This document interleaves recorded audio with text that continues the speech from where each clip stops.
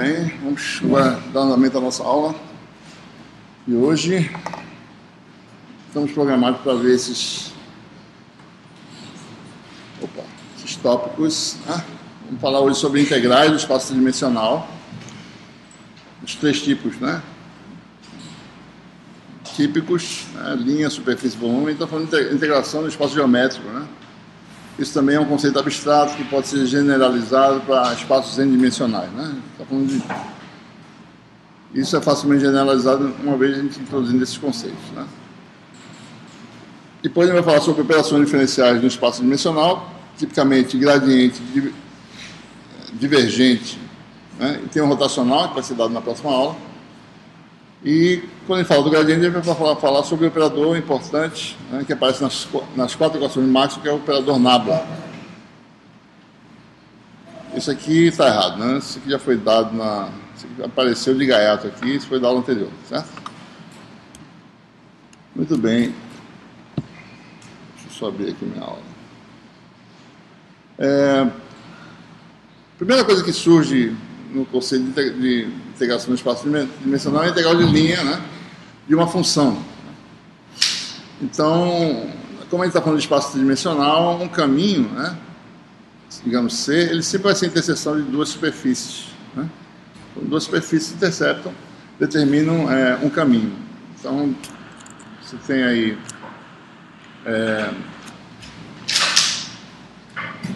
essa interseção, essas equações, a equação do caminho seria algo do tipo C é dado pela interseção,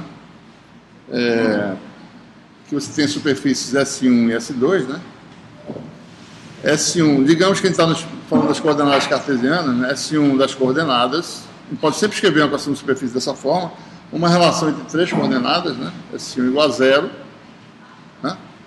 pode botar tudo, mexe todos os parâmetros da superfície, bota tudo de um lado e deixa 0 do outro lado. Então a gente pode sempre escrever desse jeito, e S2 de x, y, z igual a 0. Ou seja, para fazer a integração de linha, de uma função, digamos que você tem uma função de três variáveis, f de x, y, z.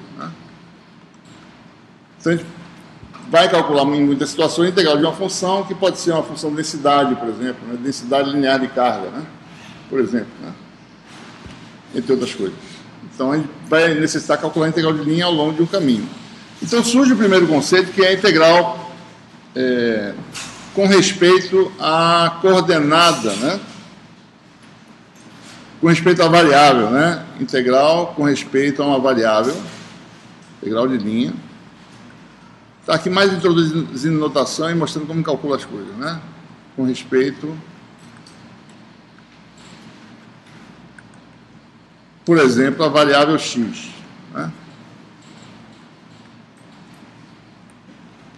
Então, a função é f, o caminho é c. Então, por definição, esse tipo de integração seria algo assim, por definição, integral com respeito à variável x, é que a variável de integração é a variável x, a coordenada x. Isso aqui vai dar integral sobre c, c é calculado com uma interseção de duas superfícies, que a gente acabou de falar aqui, Aqui está a condição para c. Então, de f, xy, z, dx. Então, esse é um tipo de integração que nós vamos nos deparar, certo? O que quer dizer... Ou seja, observe, para eu poder calcular essa integração, eu preciso determinar... Isso é integração com respeito a uma variável. C, ele começa num ponto, digamos, ponto P, e vai até um ponto Q. O ponto P teria coordenadas iniciais, três coordenadas, x1, y1 e z1. E o ponto final, o ponto Q, tem as coordenadas finais de x, y e z. Para poder calcular uma integral desse tipo, tem que parametrizar todo mundo em função da variável de integração, que é x. Então, por isso que a gente precisa saber a equação do caminho. Ou seja, tem duas equações, tem três incógnitas, quer dizer que duas delas podem ser expressas em termos de uma terceira. Então, quando eu quero fazer em relação a x, eu faço o quê? Determino aqui quem é dessas sistemas de equações, quem é y de x, quem é z de x. Então, calcular essa integral de linha é simplesmente fazer o quê?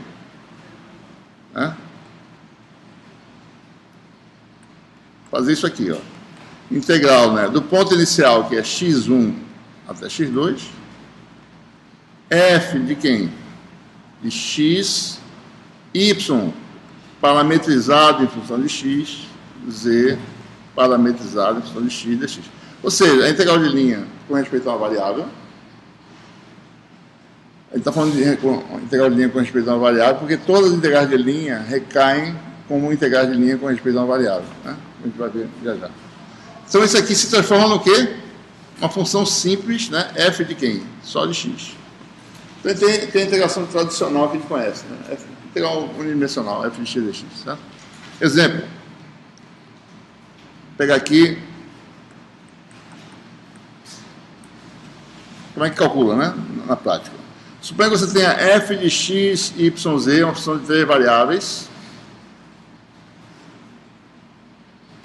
2x mais y mais z ao quadrado, certo? Suponha que o caminho C é um caminho que vai de P 0, 0, 0 até Q 1, 1, 1. E o caminho C é definido pela condição y igual a x, z igual a x. Então, nós temos a interseção de duas superfícies. Nós sabemos que uma relação linear entre coordenadas dá o quê? Espaço dimensional? Esfera, plano, o que é isso aqui? Não, no espaço dimensional.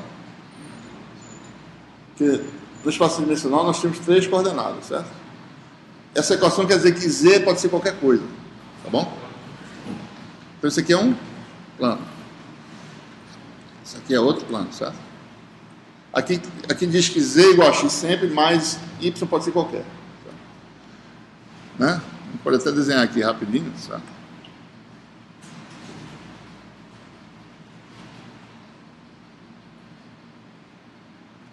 Esse aqui é o sistema de coordenadas, certo? Y, Z.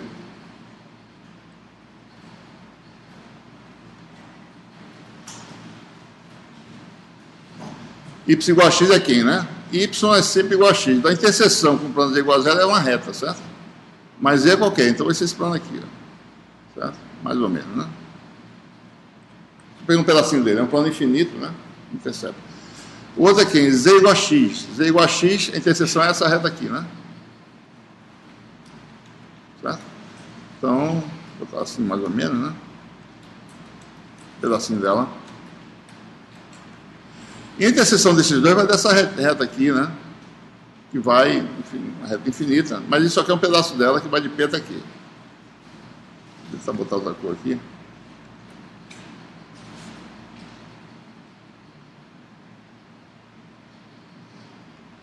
Esse é o ponto Q, coordenadas 1, 1, certo? Então a gente quer calcular a integral de linha de uma função. É uma função que é uma função que vai ter um significado físico, uma função de densidade, talvez, né, sobre esse caminho que vai de P, que está aqui, 0, 0, 0, para ver, né? Até aqui, certo? Então, o que a gente faz?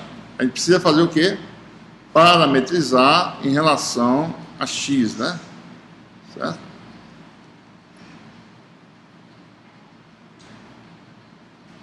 Não, aqui o problema não é em relação a x que a gente quer fazer em relação a y, certo? O exemplo aqui é calcular em relação a y. Ou seja, vamos calcular i de y, né? Então a gente quer calcular. Porque i de x seria muito fácil, né? Vou fazer um pouquinho mais difícil.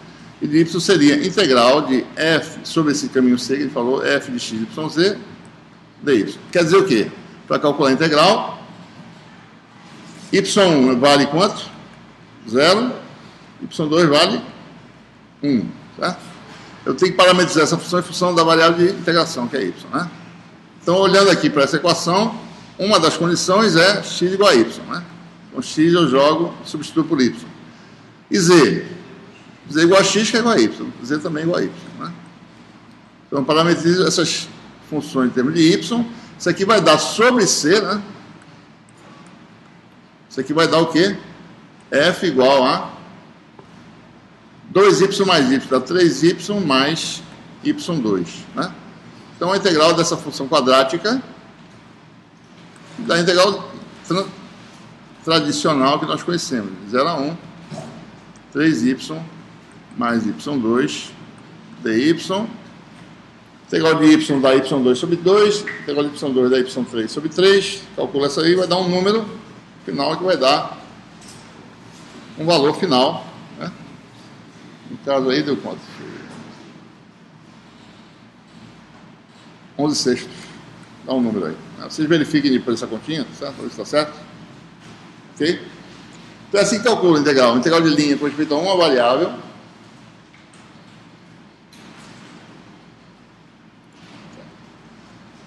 Não sei porque ele está perguntando isso aqui.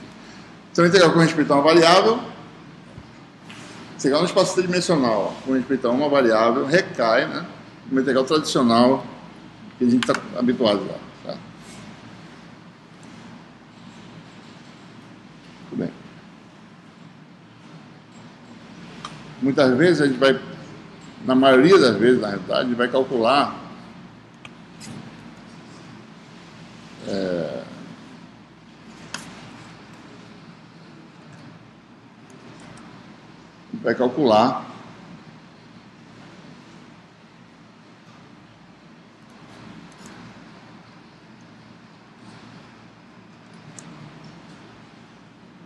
integral com respeito ao comprimento ao longo do caminho, que essa é uma integral de linha que cai em várias áreas da engenharia, né, e da física. Cadê, rapaz? Só um minuto. Deixa eu chegar na borda aqui. Então, as integrais de linha das equações do eletromagnetismo são integrais de linhas com relação ao comprimento ao longo do caminho. Então, se você tem um caminho C, né, dado pela interseção de duas superfícies, né, vamos orientar, ele vai de um ponto P a um ponto Q, né? Então, você tem um campo escalar ainda, né, ou seja, uma função f de x, y, z, função de densidade qualquer, e aqui nós temos um elemento que é o comprimento ao longo do caminho, certo? dl, escalar, viu? Comprimentozinho mesmo, né? Isso pode ser, por exemplo, calculado o comprimento que um objeto percorre, né, com uma determinada velocidade, por exemplo, né? Então, se somaria esses dLs, dependendo da trajetória do objeto, você teria comprimento total somando esses dLs, ou ponderando com uma função f, talvez, certo? Então nós teríamos a integral I de L, né, que não é nem em relação a x, nem y, nem z, em relação ao comprimento. A parametrização tem que ser feita de forma diferente. Integral de f, né, caminho é C. Toda vez que eu falar em caminho C, vai ter um início em P e um fim em Q, tá certo? Y, Z, dl. Aí fica mais difícil parametrizar, né? Como é que a gente faz? Né? Bom, aí a gente começa a usar a nossa álgebra vetorial, né? Eu preciso olhar, você precisa, de alguma forma, transformar isso numa integral em termos de uma das variáveis tradicionais que a gente conhece, x, y, z, ou depois rfz ou r θ esférica, né? Então, quem é dl, né? Bom, vamos olhar o que é um deslocamento do espaço dimensional. Vamos falar sobre o vetorzinho dl, né? Certo? No espaço dimensional. Bom, o vetorzinho dl tem três componentes, né? Uma componente x, uma componente y e uma componente z, né? Que vocês acabaram de fazer aí um caso, né, de um vetor que não é o vetor dl, mas é o vetor r, por exemplo, esférica, né? Então, dl está aqui, certo? Bom, dl vai ter uma componente x, que é dx, uma componente y, que é dy, e uma componente z, que é dz, certo? Nessa direção, o vetor unitário é quem? É a x. Nessa, a y. Nessa, a z. Ora, quem é dl, então? Então, dl vetor é dx na direção x, mais dy na direção y, mais dz na direção z. Tá? Então, primeira observação que a gente tem que considerar quando for fazer a integração, né? Os dx, dy, dz nunca tem sinal, certo? Lembre-se, quando você faz integral em uma dimensão, integral de f de x dx, né? Dx não tem sinal. Quem define o sinal para onde a integração está indo são os limites do período superior, certo? Então, nunca coloquem sinal nas diferenciais. Tá? Isso é um erro comum que pode ocorrer, então estou já alertando antes. Fixem isso aí, né? Isso aqui não tem sinal, certo? São diferenciais. O resultado, se algo vai ser crescente ou decrescente, vai estar contido no limite de integração. Certo? Bom, aí está o DL, certo? E quem é DL escalar? Nossa regrinha, né? Quem é? Produto escalar de DL com ele mesmo, raiz quadrada. Certo? Então, DL pode ser escrito assim, né? Eu vou escrever direto, a gente vê por quê. Por exemplo, uma forma de escrever DL seria essa. dx 1 mais dy dx ao quadrado. Na verdade, seria parcial aqui, sabe? Estou botando parcial aqui, a gente vai ver por que já já. Né? dz dx ao quadrado. De onde vem isso aqui, né? Só a gente multiplicar aqui, tá certo? dx ao quadrado, esse dx aqui é o mesmo, né?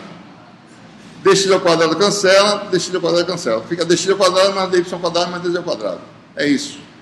O que é isso aqui, né? Olha, se você está num caminho, isso aqui simplesmente é derivada parcial. Está num caminho. Quando você está percorrendo um caminho, de que forma y varia com x? Certo? De que forma z varia com x? São esses fatores de escala. Oi? São derivadas parciais. De onde vem isso? Das equações, né? S1, né, de x, y, z igual a 0. Isso aqui vai dar uma função y de x, né? Então você calcula y de xz, aliás, né? Desculpa. Isso aqui vai dar uma função y de xz. Depois que tem a derivada parcial, dy dx, dy dz. Você quer saber dy dx. E S2 de x, y, z. Então, essas duas equações dão uma coisa desse tipo e outra coisa desse tipo aqui. Z de xy, né? E aí eu posso calcular essas derivadas. Tá? Ou seja, que quer dizer o quê? Né? Eu posso parametrizar essa equação em termos de uma das variáveis. Isso aqui pode se transformar em quem? Integral de x1 até x2, f, né, de x, y de x, z de x, dl. Mas quem é dl? É uma função. É essa aqui, ó. 1 mais dy dx ao quadrado mais dz dx ao quadrado, certo? Vezes dx. Então dá isso aqui todinho, né? Certo? Isso é tão grande que ficou quase sem poder ler. Dá isso aí. Essa integral simples aqui se transforma nessa coisa mais complicada. Mas observe, né? Quando eu estou fazendo isso, né? Isso aqui vai ser, isso tudinho vai ser uma função de uma variável, f de x. Calculando integral simples, tá? Então tem que fazer essas continhas para poder fazer. Então eu posso parametrizar em relação a x ou em relação a y, o que for mais fácil, né? Ou em relação a z. Só para mostrar como é que seria o caso. Oi.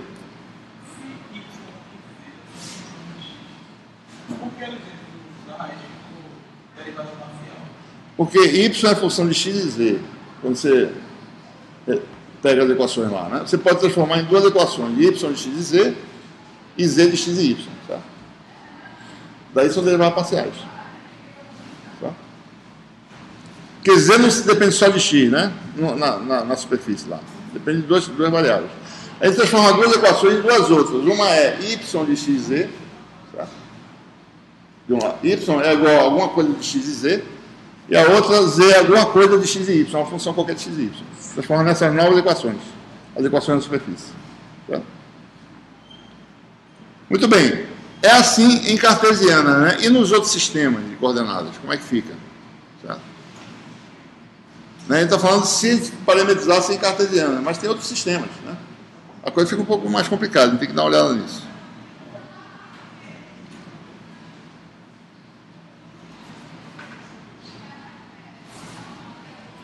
Vamos deixar isso para daqui a pouco, tá certo? Quando a gente falar em integral de um vetor, né? Por enquanto, vamos deixar assim, certo? Esse é o conceito, né? A gente vai ver melhor já, né? Em outros sistemas de coordenadas, como fazer isso.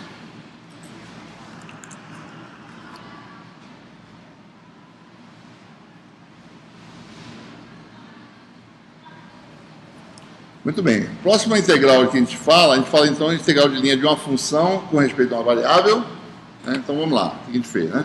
Por enquanto, né? Integral de linha com respeito a uma variável, digamos x. Falamos sobre integral de linha com respeito ao comprimento ao longo do caminho, que pode ser parametrizado em termos de uma dessa, ou em termos de uma dessa, ou em termos de uma dessa. Né? E agora vamos falar de integral de linha de um vetor, que é o que acontece, a gente vai calcular muito essas coisas, certo? Então, integral de linha de um vetor. Opa. Peraí.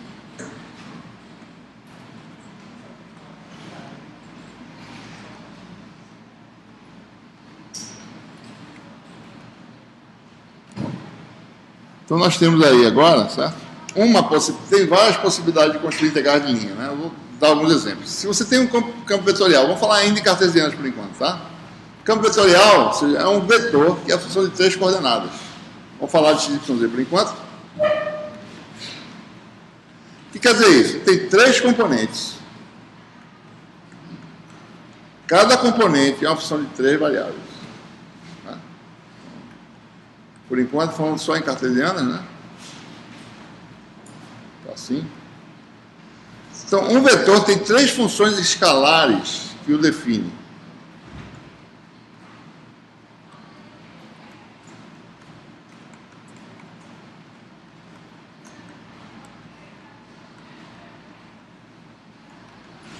Certo? Bom, então nós podemos construir vários tipos de integrais, né? Vou dar alguns exemplos aqui. Por exemplo, tem o caminho C, que vai entre 2 pontos. Né? Pode fazer isso aqui, ó, integral de f dl. dl é um comprimentozinho escalar, né?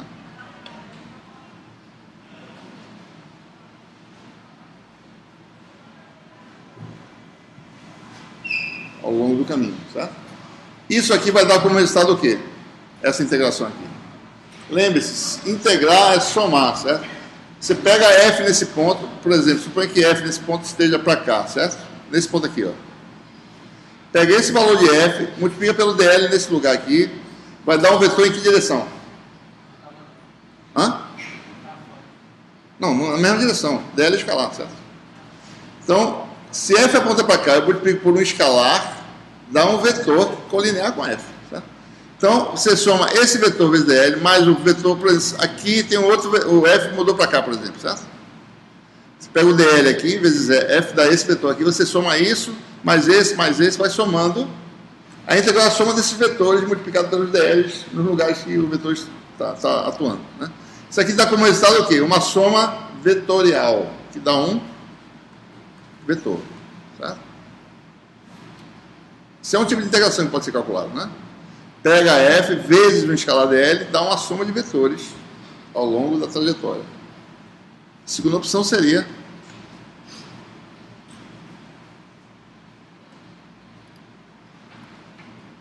uma integral típica, né? Vamos pegar aqui novamente agora. Digamos que nesse ponto o f esteja apontando num dado. Vou botar aqui. Nesse ponto da trajetória, f está apontando para cá. Né? Em outro lugar, pode apontar para outro lugar também. Né? E aqui nós temos o vetor de deslocamento diferencial, que a gente acabou de definir, né? Em cartesianas. Vou fazer uma cor aqui mais verde, talvez. Esse é o vetorzinho dl, cujo módulo é o comprimentozinho dl. Né? Bom, tem outro tipo de integração que a gente vai se trabalhar muito, que é a integral do produto escalar de f com dl. Né? Isso aqui dá o quê como resultado? Escalar. E o que é isso aqui, né? Observe. dl também pode ser escrito da seguinte forma. Um vetor de magnitude dl na direção tangente à trajetória. Para definir essa direção tangente, vamos chamar isso de um vetorzinho unitário, T. Então, dl pode ser escrito como módulo de dl vezes esse vetor unitário, né? Então, o que na realidade é isso aqui? Isso aqui é integral de f escalar quem? T dl, né? Então, essa integral comum, integral de linha de um vetor, que a gente chama de integral de linha de um vetor, geralmente é essa que tem o produto escalar, né? É a integral da projeção de f, né? Você pega f, projeta a direção de t e multiplica por dl integra, né? Ao longo de C. Certo? Então, essa é a integral comum, né? Tem outras possibilidades, né? Eu posso também calcular a integral de f vetorial dl, né? Seria outro tipo de integral. Isso aqui daria o quê? Vetor. Certo? Vamos explorar essa que é mais comum, que é a integral que se depara, né? A gente fala integral de linha de campo elétrico, certo? Integral de linha de campo magnético. As equações de Maxwell na forma integral tem essas integrações de linha, então a gente se depara com esse tipo de integração aqui, certo? Vamos explorar um pouquinho mais, né? E ver como é que calcula isso, né? Se você tem um campo vetorial que tem componentes fx, fy, fz,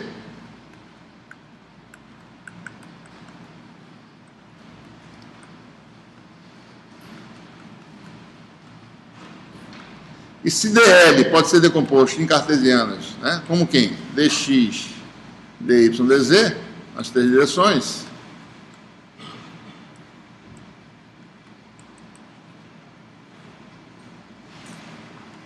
o que é esse produto escalar aqui? Isso é calcular, né? F escalar dl vai dar, e faz direto, né? Faz a integral logo, né? Integral sobre C de F escalar dl vai dar simplesmente três integrais. Fx dx mais Fy dy mais Fz dz.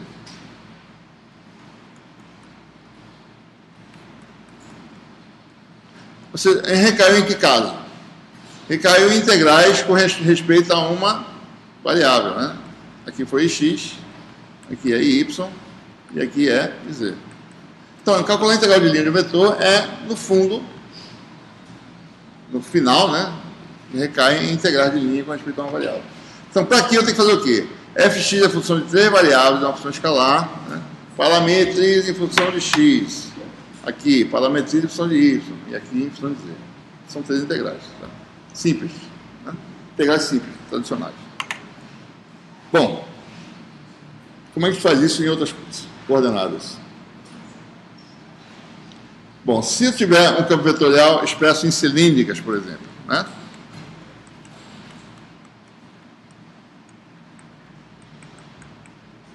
Ele seria expresso dessa forma, né? Decompõe o vetor, campo vetorial, em cilíndrica. Né?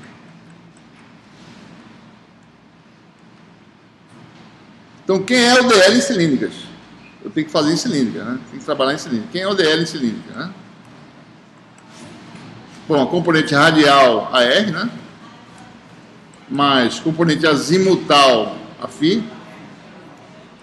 mais componente Z a Z. Que a gente já sabe que é dz, né? O componente da direção Z sempre vai ser a mesma componente do sistema de componentes cartesianos. A pergunta é, quem são essas aqui, certo?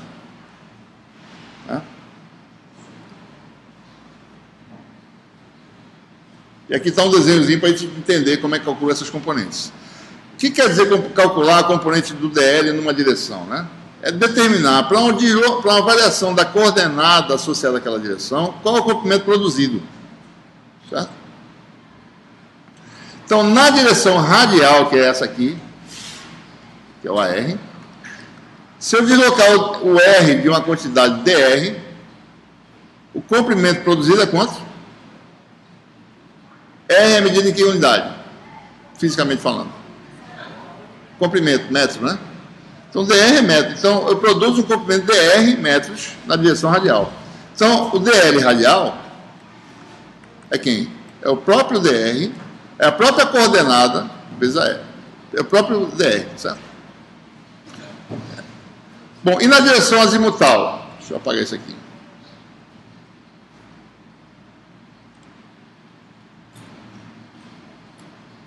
Ainda bem que não apaga a figura, né?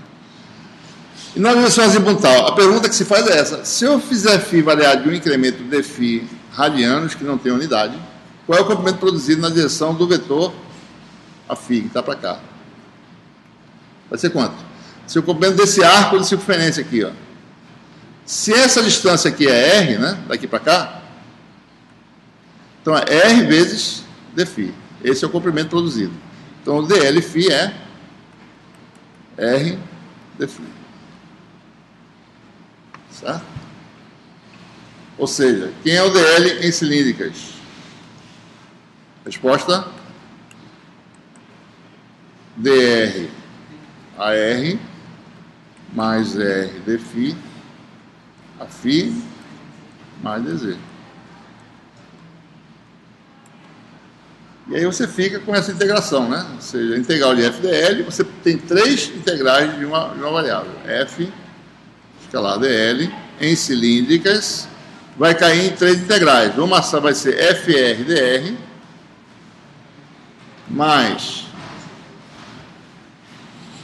fφ vezes r dφ, que é o produto escalar da componente φ de cada vetor, mais fz dz. O que quer dizer isso aqui?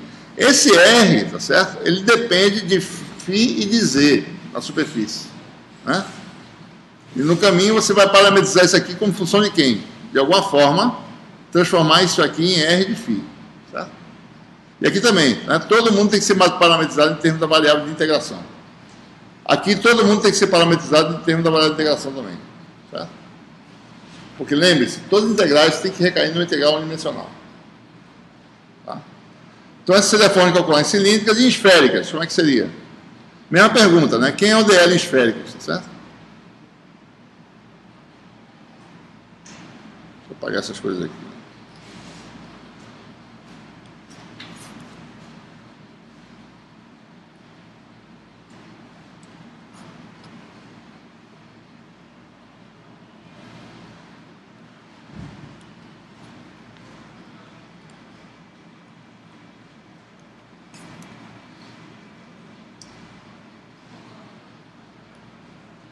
Deixa lá. Onde é que eu tô? Tô aqui, né?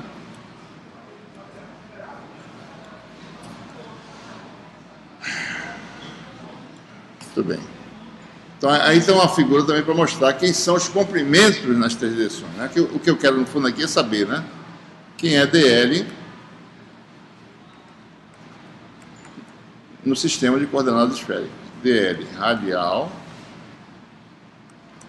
mais a segunda componente na ordem, quem é? Θ. Certo? Segundo elemento em esféricas é a variável θ. O primeiro é R maiúsculo e θ é o ângulo polar, certo? Em relação ao eixo Z, né?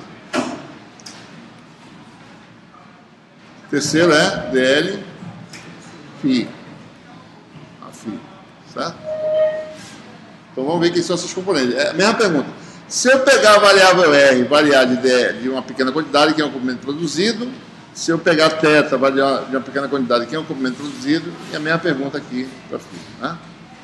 Então, na direção radial, quando você vai entre as superfícies R e R mais dr, a variação é simplesmente o comprimento dr. Direto, certo? Quando você pega, fixa agora R, né? E varia θ de dθ, você está correndo numa circunferência de raio R. E o ângulo varia de dθ. Então, o comprimento produzido está aqui, ó, R dθ. Né? Então, isso aqui é R dθ.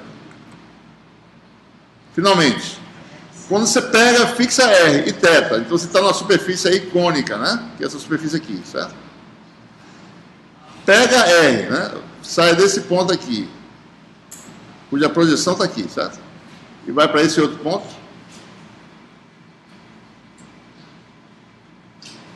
Né? Então, é esse arcozinho de circunferência que a gente quer saber quem é. Quem é ele? Isso aqui vale R, projetou esse ângulo vale θ, né? Isso aqui vai ser R seno θ, e o comprimentozinho, a diferencial de ângulo, né? É essa aqui, ó, de φ para φ mais dφ, dá dφ, certo? Então isso aqui vai ser R seno θ, que é o raio da circunferência, vezes dφ. Dá o terceiro comprimento.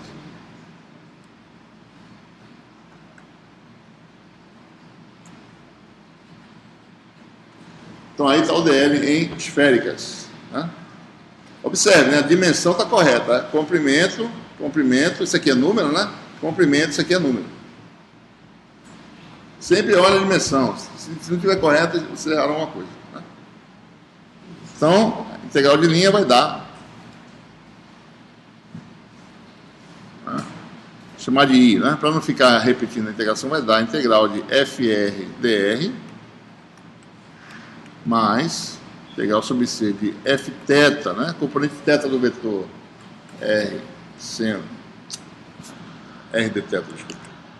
R dθ mais Fφ R seno θ dφ. Ou seja, tenho de parametrizar R e as coordenadas de F em relação como função de θ para poder calcular. Aqui todo mundo em função de R e aqui tanto θ quanto R tem que ser parametrizado em função de φ. Né? E aí você tem 3 integrais de uma dimensão de novo. Né? Certo? Isso é o formalismo de calcular essas coisas. Né? Vou fazer um exemplo.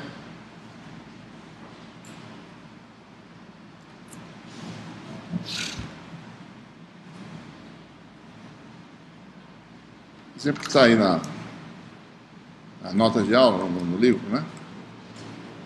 Para a gente ilustrar o cálculo, né, de um tipo de integral de linha. Pegar esse caminho fechado.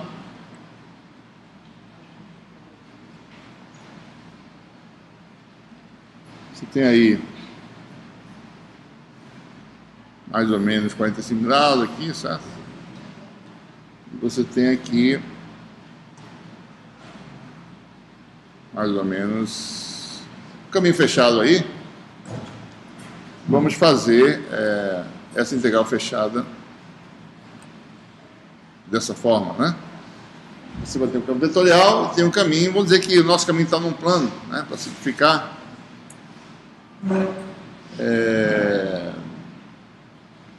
Digamos que isso aqui seja exatamente como está aqui para dar o mesmo resultado, certo? 0, 2. Isso aqui é o eixo Y, né? Isso aqui é o eixo X. Isso aqui é o ponto 2, 2. Aqui é a origem. Então você tem, eu quero calcular a integral de linha nesse caminho e temos um campo vetorial dado em cartesianas. XY, AX, mais Y2 a Y. Né? Suponha que a gente tem um campo vetorial. Eu quero calcular essa integral nesse caminho fechado, né?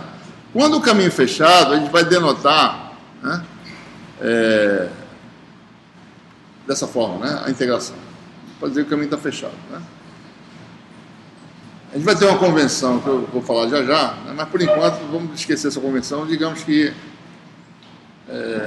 quando você fecha um caminho, você bota aqui um círculozinho para dizer que é integral fechado, né? Então a gente quer calcular a integral de f sobre c, de f, deixa eu ver, de f o quê? F escalar dl, né? Eu acho. É isso que a gente quer calcular. Calcular a integral de f dl. Então a gente vai ter que quebrar em 3 integrais, né? Eu dei f em cartesianas, né? Mas eu vou calcular em cilíndricas. Só para mostrar como parametrizar essa superfície em cilíndricas, né? Mostrar como fazer as coisas. Então, f está em cartesiana, né? Então, eu quero calcular isso, mas usando coordenadas cilíndricas. Seria mais fácil calcular em cartesiana, né? Só para mostrar as transformações, o que precisa fazer para calcular em cilíndrica, né? Em cilíndricas. Primeiro que eu faço é transformar f em função f em cilíndrica, né? Certo? Ora, vocês calcularam hoje, né? A r em função a x e a y. Você pode calcular o contrário também, né? A x em função de a r e a φ. Né? É a transformação inversa, certo? Isso aí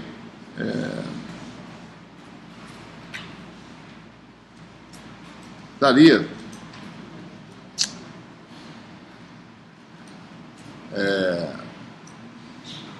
AR, né? É cosseno φ a x mais seno φ a y, né?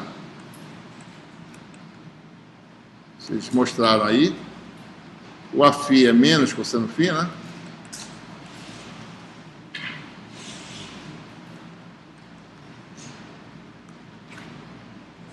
Não, tá errado. É menos seno φ a x mais cosseno φ a y. E nós temos uma matriz lá que dá essa transformação, mas a gente não vai usar isso não. A gente vai só dizer o seguinte, que invertendo isso aqui, você pode determinar a x da y, função de a e a φ. Então a x aqui vai dar cosseno φ a r menos seno φ a φ. Se você olhar para os elementos, isso como uma matriz tendo esses elementos, simplesmente o ax da y é a transposta dessa matriz que vocês estão vendo aí. Então vai dar cosseno menos seno, e o AY, vocês verificam lá, tá certo? E o AY vai dar seno cosseno.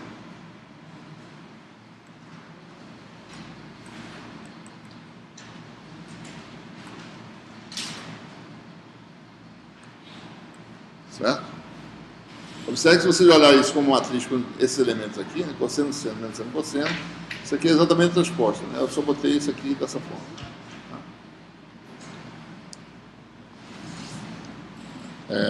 Isso tem a ver com a propriedade de unitariedade dessa transformação, que está nesse capítulo 1, a gente fala sobre isso, né? Essas matrizes são unitárias, então tem essa propriedade. Ou seja, aí está o AX, então já tenho aí o F mais ou menos em função de AR e Aφ, mas eu tenho que transformar também, né, as coordenadas. Certo? As coordenadas eu quero parametrizar em cilíndricas. Não é difícil fazer isso, né? Aqui está R, está φ, posição de R é x e aqui é y, né? X igual a R cosseno φ, y igual a R seno φ. Então, parametrizar as coordenadas também, né? X e Y. Então, agora eu tenho o campo vetorial totalmente em termos de coordenadas cilíndricas. Vai dar XY da R2 seno cosseno.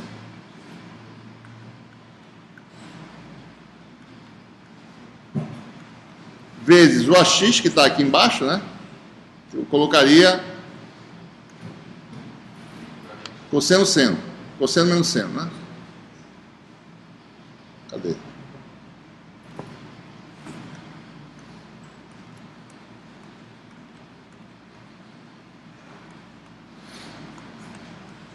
Mais y2 é r seno φ, r2 seno ao quadrado de φ, seno φ a r, que é o Aφ, né? Mais cosseno φ a φ. Depois que vocês fizerem as contas, né, isso aqui vai dar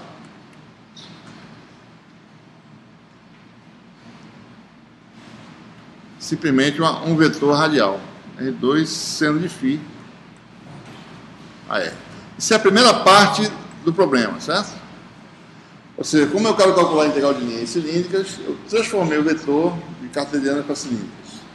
A segunda parte é obter as equações dos segmentos de cilíndricas, certo? Que é uma parte importante também. Vamos vir para cá, certo? Bom, chamar isso aqui de C1, C2, C3. Tá? Sobre C1, quem vale? Se você tem a condição, né? S1 de R φ Z igual a zero, né? S2 de R φ Z igual a zero. São as duas condições que eu preciso para definir o caminho C1, certo? Uma das equações qual é? A gente está em que plano aqui? Que plano é esse? Plano XY. Quem é Z no plano XY? Zero. A primeira equação é essa, Z igual a zero, certo? Os três segmentos, né? Vamos fazer só aqui C1 rapidamente. Z igual a zero. É uma equação. A S1 de XYZ é Z igual a zero. A S2 quem é?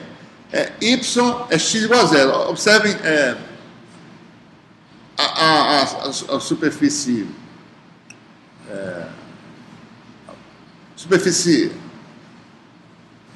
S2, né, que contém esse caminho aqui, certo? Seria a superfície x igual a 0. Certo? Essa seria a equação em cartesianas. Né?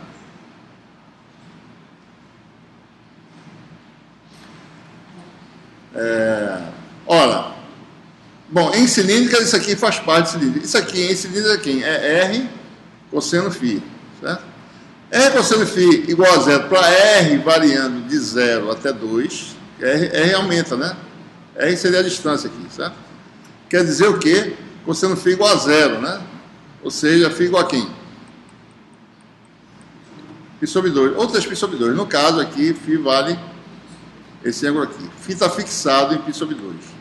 Então a equação de C1 em cilíndricas é Z igual a 0, φ igual a π sobre 2. Tá?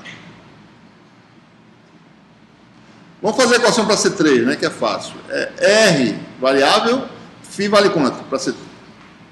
Vale isso aqui, ó. Para C3, então nós temos C3 também Z igual a 0, φ igual a π sobre 4. Só lembrando, né, o R varia de 0 até 2, né? Aqui o R varia desse tamanho aqui, que é esse tamanho total, que é 2 ao quadrado mais 2 ao quadrado, raiz quadrada. Dá 2 raiz de 2, né? Maior ou igual a R, maior ou igual a 0. Então você está indo diminuindo o R. Sabe? Mas o DR é um parâmetro que não tem sinal. Né? R, no final, que a gente vai ver a variação dele. Finalmente, o último segmento é esse aqui. Ó. Vou fazer uma cor diferente aqui. Então aqui está um ponto, né, desse segmento, que é R, né? O ângulo variável φ, certo? Então φ varia desse valor, que é π sobre 2, até esse valor, π sobre 4. De forma que a projeção de um ponto no segmento é sempre igual a 2. R sendo de φ, que é o y, né? Y é constante. É o C3, C2, aliás, né? C2, Z igual a 0, daí eu teria o quê? Y igual a 2, ou seja, transformando para cilíndricas, R seno de φ igual a 2. Né? A gente vai usar essa condição. Então essa é a equação desse segmento de reta em cilíndricas. É uma relação entre as variáveis R e φ variáveis. O R varia, né? De 2 até 2 raiz de 2, que é o comprimento de R no outro lado, lá. De 2, que é esse comprimento até esse.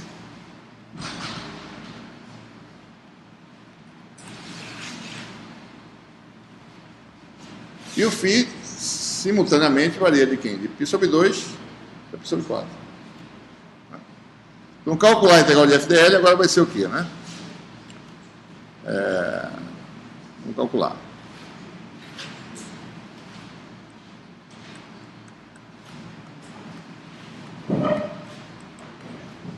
Integral sobre C1 de FDL mais integral ao longo de C2 de F escalar DL mais integral ao longo de C3 de F escalar DL. Em termos de quem eu vou parametrizar, a gente vai ver na hora que a gente colocar a expressão de qual é a forma mais simples de parametrizar. Certo? Bom, vamos recapitular. Quem é F? R2 sendo φ a R. Vamos botar aqui embaixo.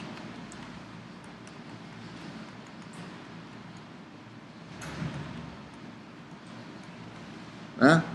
Quem é DL em geral, né? DL esquecendo a expressão geral. DL é quem? DR a R mais dφ a φ, 2R, né? Mais dz a z. Ora, independente de qualquer coisa, F escalar DL dá quanto? vai dar só a R escalar R dá 1, a R escalar φ dá 0, a R escalar Z dá 0. Vai dar R2 seno φ dr. Essa integral a gente vai calcular, certo? Então vai ser a integral, né? I vai ser integral sobre C1 R2 seno φ dr mais sobre C2 de R2. Observe que eu não usei a equação do caminho ainda, viu? Seno φ dr mais sobre C3 R2 seno φ dr. E agora que a gente vai usar a equação do caminho, certo? No caminho C1, quem é φ? Fixado em π sobre 2, certo? Então isso aqui vai ser integral de 0. Quem é R? Varia de 0 a quanto? A 2. R2 seno de π sobre 2 dá 1. R2 dr. Mais, sobre C2, como é que fica? Sobre C2, o que é constante aqui? R seno φ. Certo? Ou seja, seno φ é 2 sobre R, né? Então isso aqui vai dar a integral de R vezes 2, né? E o R varia de 2 até 2R2. Mais integral sobre C3. De novo, mas C3 agora φ vale quanto? Φ sobre 4. Isso aqui vai ser integral de 2 raiz de 2, que é o valor de lá em cima, né? Desse ponto aqui até aqui, certo? Até 0. De R2, seno de π sobre 4 vale 1 sobre R2. É. 3 integrais unidimensionais, no fim das contas, né? Daí ele pode calcular facilmente aí. Vai dar um número também, né? 4/3. Resposta, né? Você vai calcular essa soma, essas integrais numéricas dele, tá? Ok? Tá claro, pessoal? O processo sempre recai em integrais com a respeito a uma variável. Qualquer coisa que você fizer, né? Muito bem.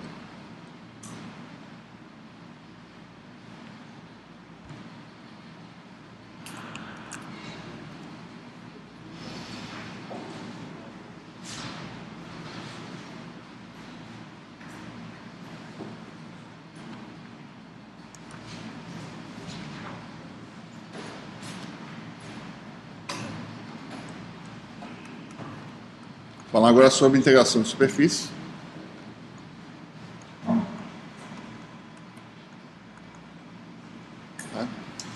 Só voltando um pouquinho para a integral de linha, né? A gente vai definir, mas a gente, por convenção, né, vai dizer que quando a gente faz uma integral fechada, a gente sempre vai orientar essa integral para poder fazer sentido em relação aos operadores que a gente define, né, na álgebra vetorial, né? A gente vai sempre definir, certo, a integral fechada sendo percorrida no sentido tal que a área sempre fique à esquerda da trajetória, certo? A área está sempre do lado esquerdo, né? Como se fosse a regra da mão direita. Você pega o caminho e faz isso. Então, quando você faz esse tipo de integração com a área esquerda, né, você tem esse símbolo integral fechado, certo? Isso é importante porque o rotacional necessita saber essa orientação de integração. Então, o sentido vai dar um resultado. Então, a gente vai convencionar, toda vez que a gente faz integral fechada, no caso físico, né, a gente pode fazer para qualquer direção, certo? Mas no caso, os campos físicos, a gente vai sempre dizer circulação, isso aqui chama-se circulação, a gente vai ver o que é, né? A circulação de um campo vetorial é definido por esse símbolo, e quando é chamado circulação, a integral é feita dessa forma, né? Área à esquerda, né? Então a gente chama de circulação. Circulação tem conexão com algo chamado rotacional, que a gente vai definir na próxima aula, né?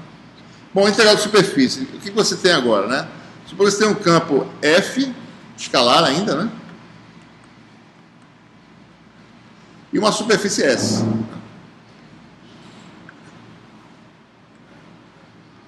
E você tem um elemento de área, um elemento escalar. dessa superfície S. Isso é uma função de 3 variáveis, pode ser uma função de densidade, né? Por exemplo, densidade de carga de superfície numa superfície metálica. Aí a superfície tem um formato. Você quer somar essa densidade, integrar essa densidade para saber qual é a carga total na superfície. Então você tem a função escalar, que é a densidade, pelo elemento de área da superfície, ds. Então a gente constrói esse tipo de integral aqui, que é a integral de superfície de um escalar, f, x, y, z, ds. Né? Então ds é o produto de 2 dimensões diferenciais. Né? Então esse é o tipo de integração. A gente vai, ds, mais uma vez, pode ser calculado em termos das diferenciais nos 3 sistemas de coordenadas. Né? Bom, a gente vai se deparar também com a integral de um campo vetorial projetado na direção normal à superfície.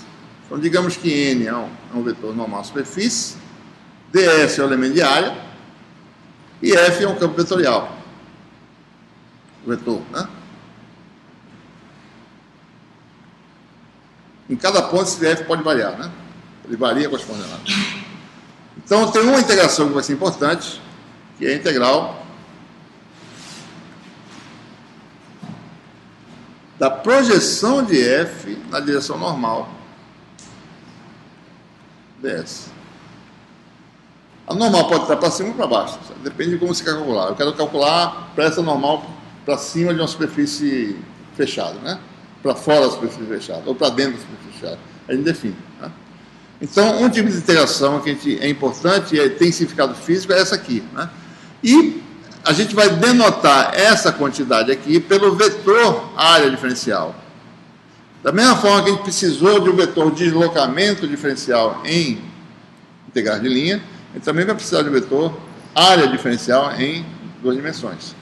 Então, ds, por definição, é um vetor que tem magnitude ds e direção e sentido definidas pela direção normal à superfície, em cada ponto. Então, pode ser para cima ou para baixo, depende de como a gente quer calcular. Certo? E essa grandeza aqui, então, seria integral através de S de f escalar ds. Isso aqui tem um significado físico, né? Se f tem um significado físico, isso aqui é chamado de fluxo de f através de S.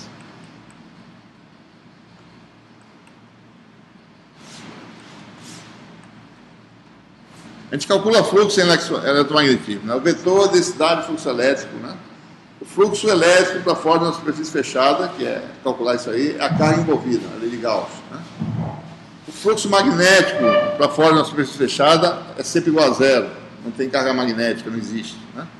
Então, fluxo e densidade de fluxo, que são essas grandezas, né? Isso aqui seria a densidade de fluxo em unidade por metro quadrado, né? Que dá o fluxo por metro quadrado. Então, tem significado. Então, a gente vai precisar calcular essas coisas.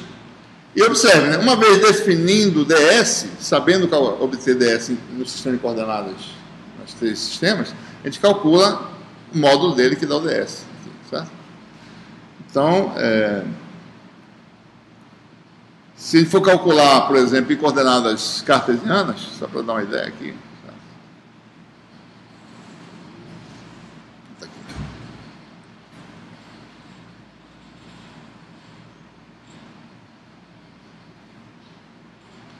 O ds, né, tem 3 componentes, né, em cartesianos.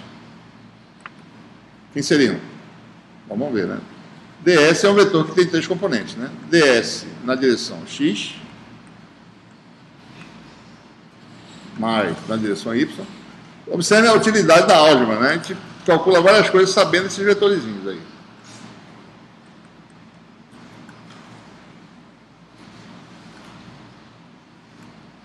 Né? Olha, o que é ds(x) na direção x, né? É um vetor que está ortogonal ao plano. Isso aqui é a projeção no plano ortogonal a x, porque a direção é ortogonal ao plano, né, que contém o elemento de área. Ora, na direção a x, que é essa aqui, né? Quem é a projeção do ds na direção a x? É um retângulozinho aqui, ó. Comprimentos. Isso aqui é y, né? Isso aqui é x, isso aqui é z. dy dz. Então, na direção do AX, você tem uma componente do ds que é dy dz AX. Na direção do AZ, vou fazer o AY primeiro, né? É a projeção ortogonal a esse vetor. E na direção do AZ é a projeção ortogonal a esse vetor, né?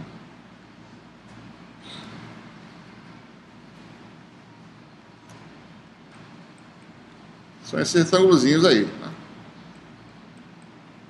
Aqui você tem aqui o quê? dy, dx. Sem sinal, né? Aqui você tem o quê? dx, dz. Eu não enfatizei na questão do sinal. Quando eu calculei a integral de linha, vocês lembram que L estava diminuindo, né?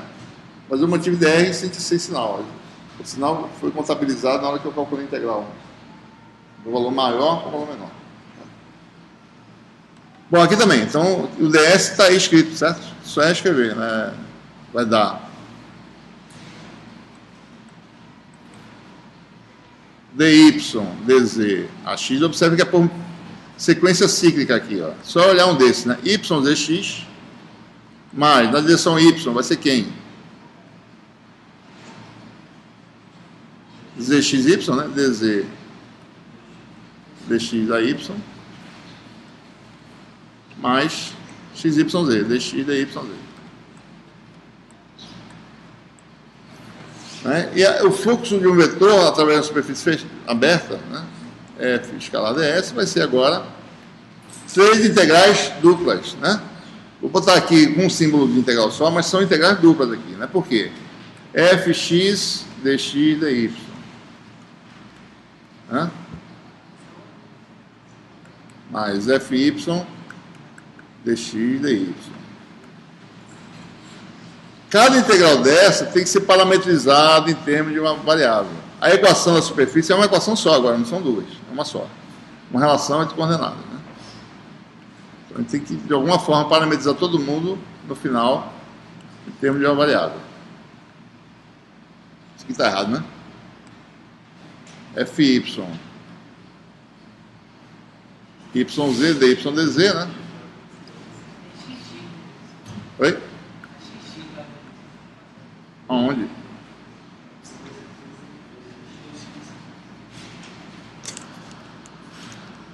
Isso aqui seria zy, aliás. Isso aqui está errado, né? Está errado. Dz, dy, dz, dx. Isso aqui está errado, né? Isso aqui seria yz, né?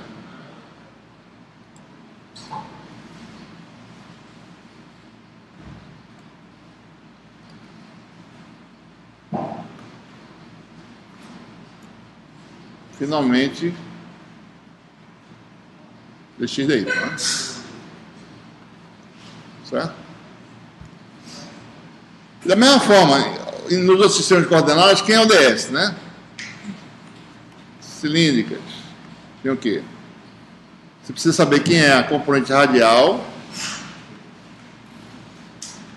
e a azimutal, certo? E a componente z, né?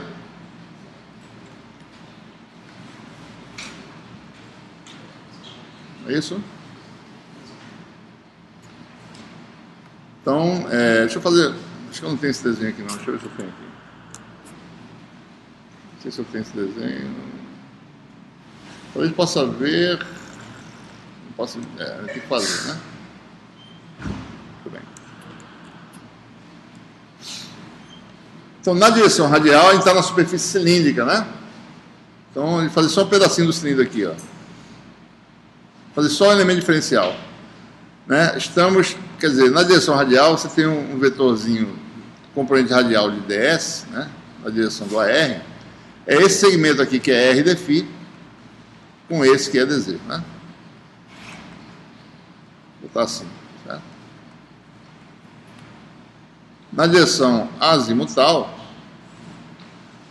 lembre que a superfície coordenada é um semiplano, né?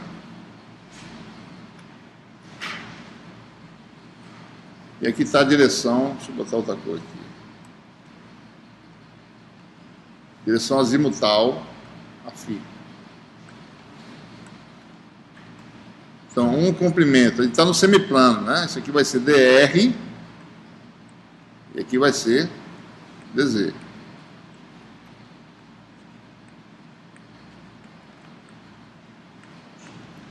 E aqui você está no plano XY, mas você tem que olhar direitinho, né? No plano XY, você tem aqui, ó.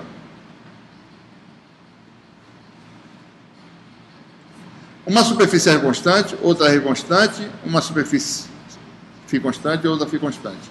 É essa areazinha aqui, certo? R de φ com dr, né? Então isso aqui vai dar dSZ R de φ dr. E aí você tem as três componentes de ds em cilíndricas, né? Tá. Em esféricas, o que nós temos aí? Bom, na direção radial você tem a superfície esférica. Eu posso fazer uma esfera aqui, talvez. Mais ou menos, né? Na direção radial, vou botar assim para cá, mais ou menos. Não, assim não, está errado. Assim. Certo?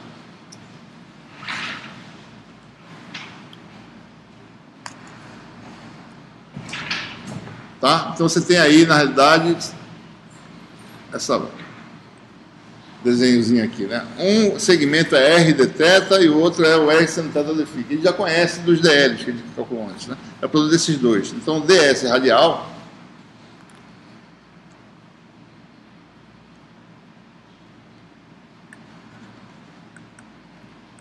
um é R de θ e o outro R seno θ de φ, ou seja, R2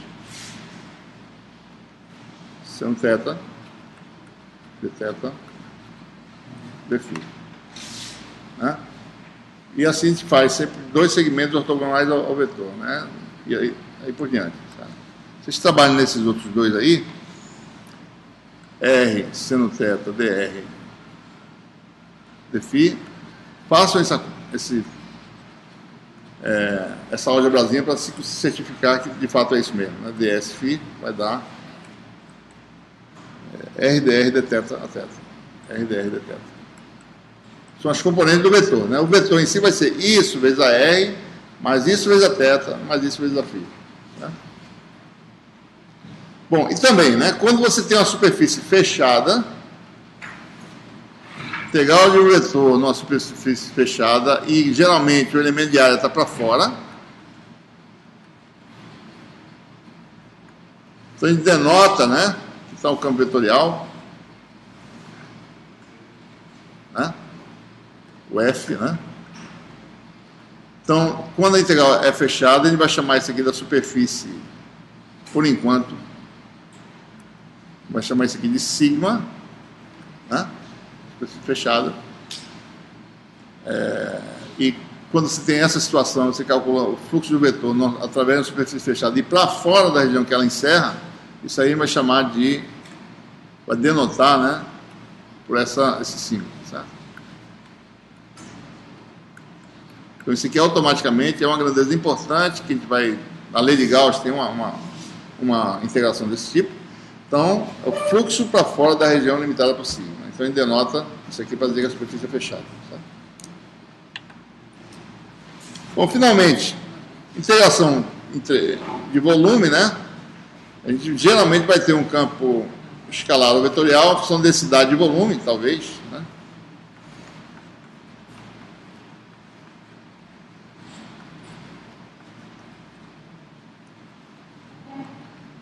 Então você tem uma função de três variáveis. Você quer integrar no volume, ou seja, densidade de carga no volume, né? O volume é conhecido, você sabe como a densidade varia, então integral de F dV. E o dV é produto de três comprimentos também, né? Isso aí é fácil de fazer, certo? Cartesiana vai dar o quê? dx, dy, dz. E cilíndricas vai ser o produto daqueles três segmentos, né? Está aqui o elementozinho de volume cilíndricas, é assim que você desenha, né?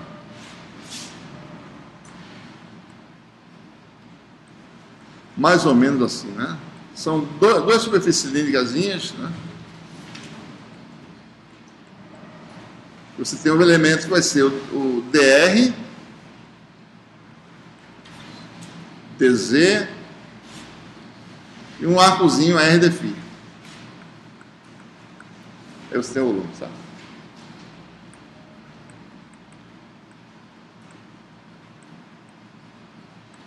Então, a integral vai ser tripla, né? 3 variáveis. Da mesma forma, em esférica, você vai ter lá a sua integração em termos de produto dos 3 comprimentos. R2, seno θ, dr, dθ, dφ. Certo? Tá? Então, só para a gente vai calcular essas coisas muito, né? Eu só quero que a gente introduza isso aí. A gente vai precisar agora dessas definições para saber o que são essas operações diferenciais, né?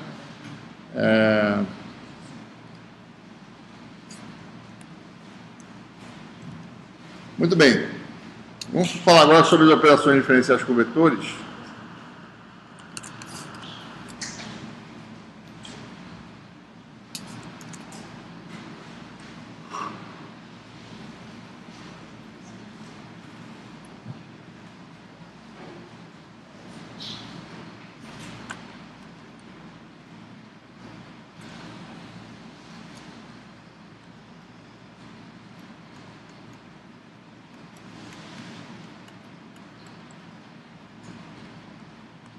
E com escalagem, né? O primeiro caso é, eu falar hoje do gradiente e do divergente. A gente está falando dessas coisas por quê? Porque essas operações são operações que a gente precisa executar sobre os campos que a gente trata no curso, né? E gradiente, por exemplo, a gente tem uma coisa chamada função potencial elétrico, né? E o gradiente da função potencial, a menos do sinal, é o campo elétrico, né? Isso é uma coisa. Divergente, a gente tem o vetor densidade de fluxo elétrico. Se eu calcular o divergente desse vetor, eu tenho a densidade de carga no ponto onde eu calculo o divergente. Então, são coisas que têm significado, né? Vamos explorar isso aí. Bom, o gradiente é uma operação que surge naturalmente, né?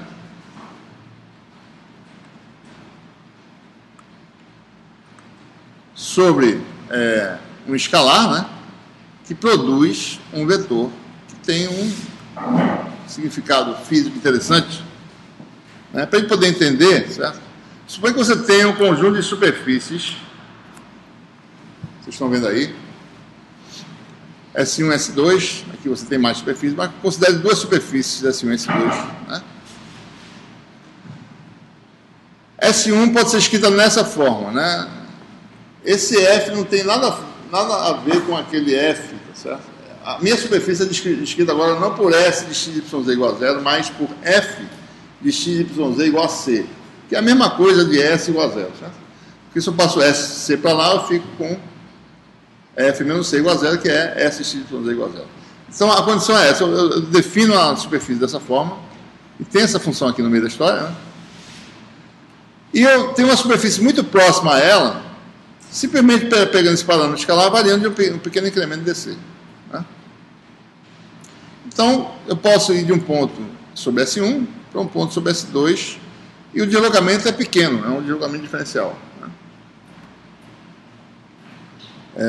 Então, a pergunta é, quanto é que F varia daqui para cá, certo? Então, vamos ver. Bom, estou no ponto P, vou para um ponto Q, por enquanto eu estou na superfície 1 e na 2, né? Certo?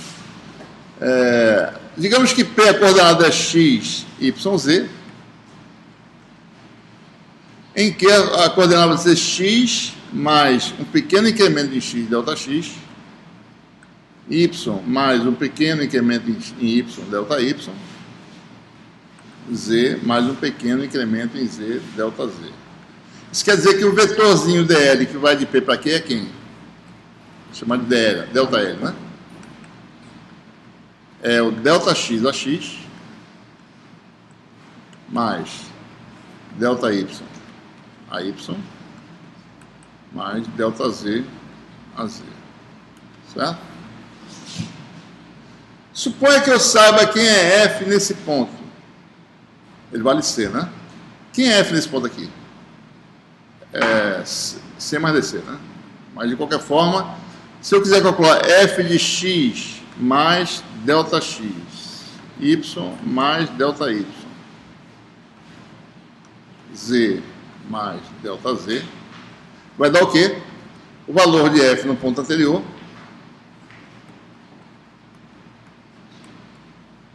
se eu quiser aproximar, né? Suponha que eu saiba F no ponto P, quero saber, bom, se eu sei F, como é que F varia no espaço? Quem é F muito próximo, né? Variando P para Q, muito próximo essa variação. Bom, a gente pode aproximadamente calcular expandindo em série de Taylor, em 3 dimensões, né? Só basta fazer o primeiro termo, cacetada de termo, né? O primeiro termo é simplesmente o cacete de Taylor, né? O primeiro termo é a primeira derivada vezes o incremento, né? Só que em 3 dimensões é mais primeira derivada em relação a x vezes o incremento em x, né? Certo? É a correção. Se fosse uma dimensão só, era suficiente esse termo aqui. Não teria YZ na história, né?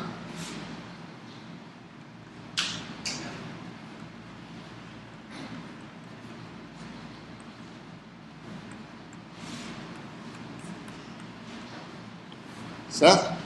Essa é a forma de calcular. Então, F muito próximo, se os pontos são muito próximos, isso aqui é aproximadamente, quanto mais próximo, mais exato fica essa diferença. Ou seja, uma curva, se você tem os pontos muito próximos, vira um segmento de reta, né? É isso que ele está fazendo. Está dizendo que a coisa que é curva, muito próxima, os pontos muito próximos, tem uma reta unindo os dois pontos. É só isso, né? Bom, essa diferença de F nesse ponto Q, né? Isso aqui é F no ponto Q. Ponto Q e F no ponto P, né? Ou seja, ele está dizendo que F no ponto Q menos F no ponto P, que é uma pequena variação, é delta F, é simplesmente, ou seja, isso menos isso, que eu chamei de delta F, é simplesmente a correção, é delta X dF dx mais delta Y dF dy mais delta Z dF dz. Tá? Para não ter que escrever toda vez 3 termos, para mim calcular uma correção pequena dessa, a gente vai usar álgebra vetorial. Vai usar isso, olhar isso como um produto escalar de 2 vetores. Um dos vetores tem componentes delta x, delta y, delta z. O outro tem componentes derivados em relação a x, derivado em relação a y, derivado em relação a z. Então, uma forma compacta de escrever isso vai ser escrever dessa forma: dl, né, que é o vetor de deslocamento, escalar esse vetorzinho que eu vou escrever assim: ax d dx mais ay d dy mais az d dz aplicado a f. Tá? Isso aqui é um vetor cujos componentes são operadores diferenciais. Esse vetor, a gente dá o nome do vetor nabla. Ao invés de escrever dessa forma, a gente escreve com esse símbolo aqui. Se numa dimensão a gente chama de d de alguma coisa, certo? Quando trabalhando numa dimensão, entre as dimensões a gente chama a derivada, né? O operador que atua é um operador que tem 3 componentes, que ele não tem valor nenhum, são operadores diferenciais, nabla, né? Ou seja, isso quer dizer que, para que a gente inventa essas coisas? Por que inventaram essas coisas, né? Para não ficar escrevendo 3 termos o tempo todo. Você faz, bom, a variação incremental de f é o quê? Produto escalar do deslocamento diferencial, produto escalar com nabla aplicado a f. Tá? Então, desse tamanho a equação. Melhorou. Ou seja, isso aqui é chamado gradiente de f, que é um vetor, né? Vetorzinho, certo? Isso aqui chama nabla, isso aqui, quando aplica em f, tem um resultado, é um vetor, é o gradiente de f. Então, f é transformado por essa operação, que é o gradiente de f. Né?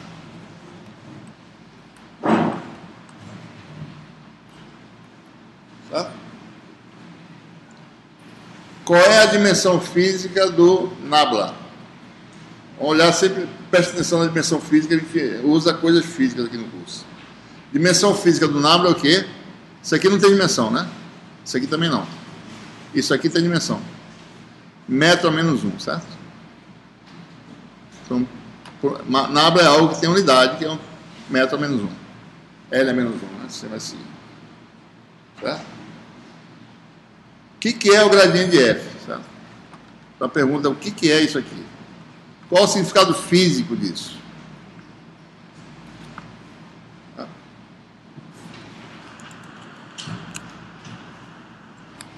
Por exemplo, suponha que eu pegue... Deixa eu pegar outra figura aqui que é melhor.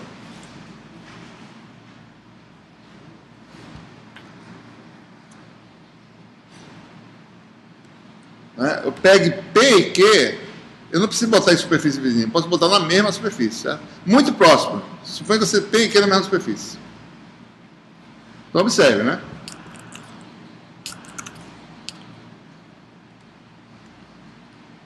F é uma função de 3 variáveis. Eu conheço a forma de F. Né? Se eu sei um ponto no espaço, por exemplo, ponto 3, 4, 5, eu calculo nabla de F, ou seja, calculo essas derivadas de F e calculo as derivadas no ponto 3, 4, 5. Eu tenho um vetor que aponta o número de direção e sentido, certo? Vetor fixo, cujas componentes são números, que eu calculei num ponto que tem valores numéricos, certo? Então, o gradiente de F, em cada ponto de espaço, aponta numa direção e sentido bem estabelecidas, certo? Tá bom? Então, isso é importante saber, né? Se eu pego P e Q e coloco na superfície, né? Qual é a variação de F daqui para cá? Lembre-se, F igual a quem? Constante. Quem é dF? Delta F sobre a superfície, sobre a mesma superfície. É quanto? F nesse ponto Q vale quanto? Vamos falar alto, pessoal. Quanto é que vale F aqui? Peraí, quanto é que vale F nesse ponto aqui? Quanto é que esse valor aqui? C, né? E no ponto Q vale quanto? Qual é a variação daqui para cá? 0.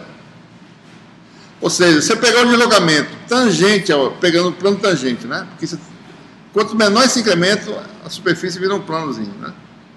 Se eu pegar um deslocamento ao longo, na direção tangente ao plano, e como o gradiente de F aponta numa direção bem definida, eu obtenho ΔF igual a 0. O que é ΔF igual a 0? Quer dizer que para essa escolha específica, lembre-se, ΔF é sempre, né? ΔL escalar gradiente de F. Se eu pegar P e Q sobre S1, que é o que eu fiz, ΔF dá quanto? 0. Quer dizer o quê? ΔL, essa escolha de ΔL produz um produto escalar igual a 0. Conclusão, ΔL é ortogonal ao gradiente de F. Ou seja, gradiente de F é um vetor ortogonal à superfície F igual a C. Porque a direção dele está fixa, certo? Peguei DL, boto qualquer DL tangente à superfície. Dá sempre 0 resultado. Só tem uma conclusão. O gradiente de F está ortogonal à superfície F constante. Primeira conclusão física do gradiente, certo? Primeira propriedade. Segunda propriedade, se eu tenho aqui superfícies vizinhas, né? Aqui está a direção do nabla, né? Suponha que DC é positivo, né? C mais DC, né?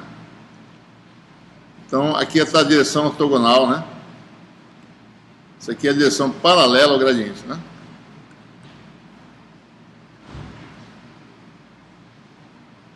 Aqui estão os pontos P e Q agora. Ora, a distância mínima entre as superfícies é quando eu vou na direção do gradiente, né? Na direção desse vetor. Isso aqui me dá o DL mínimo. Então, se eu orientar o DL na direção e sentido né? Eu estou aumentando, tá? Se eu pegar na direção e sentido do gradiente, né? O ΔF é sempre constante, tá? Mas quando eu pego o DL na direção e sentido do gradiente, isso aqui vai dar o quê? O ΔL escalar gradiente vai se reduzir ao quê? Ao módulo, porque o ângulo vai ser zero agora, vai ser o módulo de ΔL, né? Módulo gradiente. O ΔL, na realidade, isso aqui era um delta, não desculpe aí, pessoal. ΔL mínimo, no caso, né? O módulo na direção ΔL mínimo, gradiente cosseno do ângulo está zero. Ou seja, quando eu oriento o ΔL na direção gradiente, eu obtenho essa relação simples. O ΔF nunca muda, é sempre o mesmo, tá? Porque F igual a C mais DC. Ou seja, módulo do gradiente é o quê? ΔF, ΔL mínimo, que é a máxima taxa de variação de F no ponto P. Então, F tem como magnitude a máxima taxa de variação e aponta no sentido de aumento de F, porque eu orientei no sentido do gradiente. E C está aumentando, certo? Essa é a interpretação física, né? Ok? Bom, resta agora a gente saber quem é Nabla nos vários sistemas de coordenadas, né? Em cartesiana, ele está dando por AX ddx.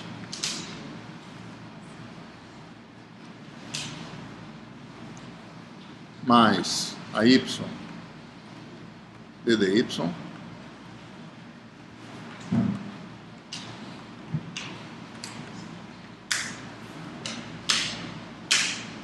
Então, o Nabla, observem que ele tem uma expressão, certo?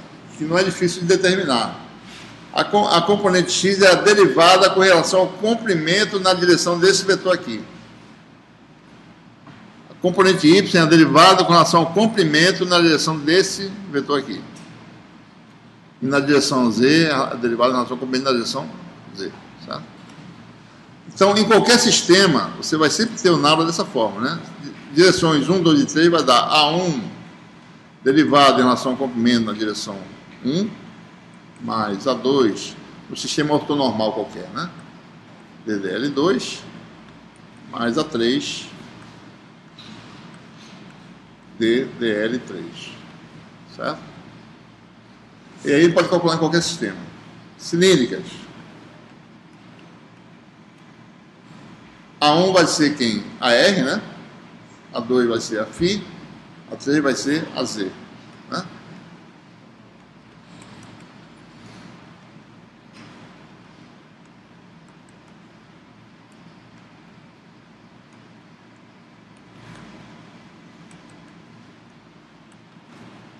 Certo? DL1 é aqui, um comprimento diferencial na direção radial, que é DR. No caso vai ser diferencial parcial, né? Mas vou botar parcial. DL2 vai ser R dφ. E o DL3 dz. Certo? Eu tenho um Nabla em cilíndricos.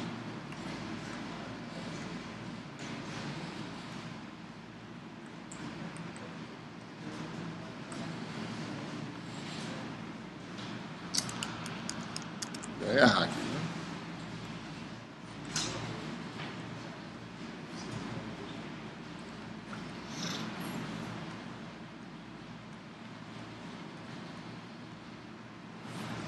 Certo? Vocês estão se perguntando, por acaso, por que o AR está do lado esquerdo e não do lado direito dessas expressões? Vocês perceberam que eu estou fazendo isso? Não foi coincidência, é de propósito, certo? Tem uma razão muito importante porque eu não posso botar o AR do lado de cá, nem o AFI do lado de cá. O AZ até que eu poderia, não teria problema nenhum botar o AZ para cá, certo?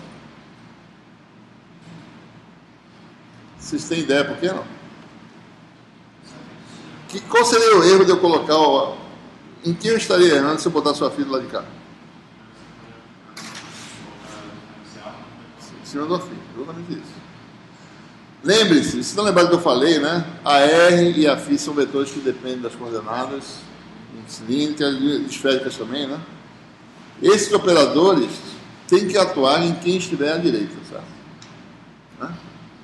Então eu não posso botar do lado de cá. Aqui eu poderia, ele vai atuar sobre a R, mas a R não depende de R, ele passa direto. Mas aqui, por exemplo, se eu botar a φ aqui, se eu aplicar isso numa função, por exemplo, né? A φ sobre R, df de φ é uma coisa, né? E a outra é 1 sobre R, d de φ de f vezes a φ é outra coisa. Tá? Se a φ não dependesse de φ, podia passar direto, mas ele depende. Então eu não posso fazer isso. Então é assim que a gente escreve esses operadores. Os vetores unitários da esquerda e os operadores diferenciais da direita. Certo?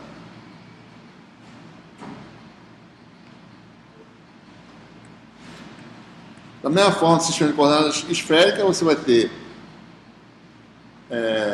a R, né? TDR, a θ sobre R, D de θ, a φ sobre R seno θ, D de φ. Certo? Ok? Então, o gradiente é interessante. Eu consigo determinar a direção normal à superfície, se eu quiser. Certo? Por exemplo, suponha que eu tenho a função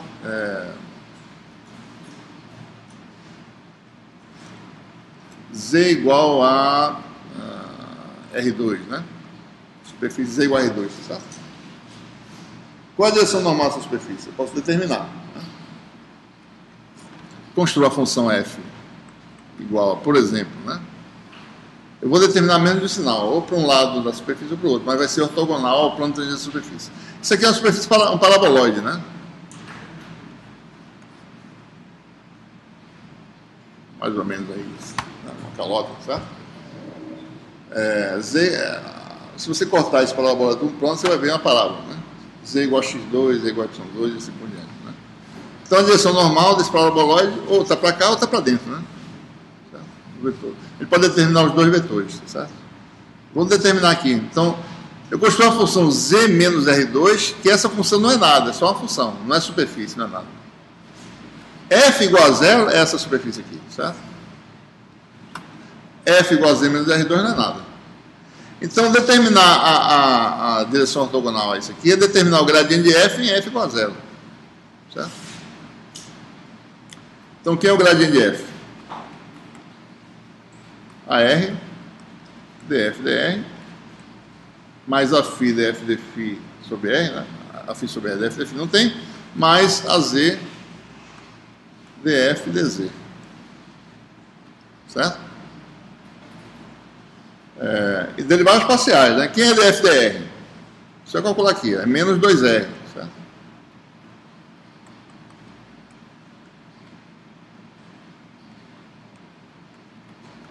Quem é df dz? 1. Né?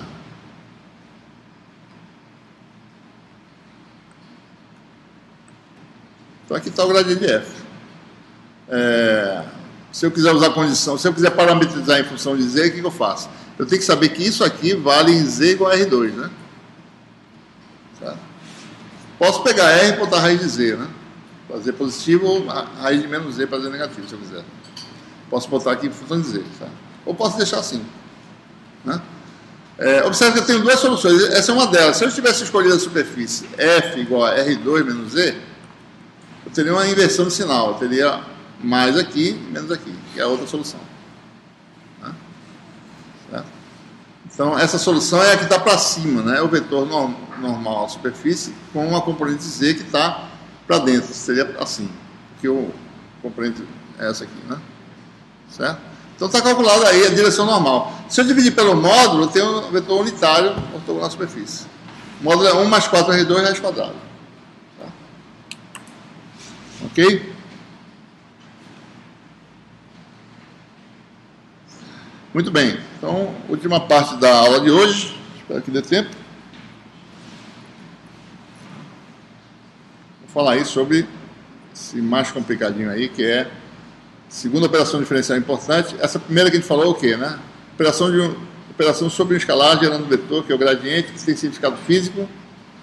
E agora nós temos aí o nosso segundo operador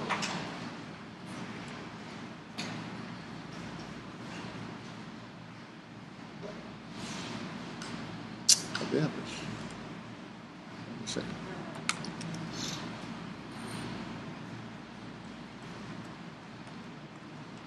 Divergente de um vetor, né? Bom, antes de a gente fazer isso, vamos definir agora uma definição, vamos fazer uma definição bem geral para o divergente, né?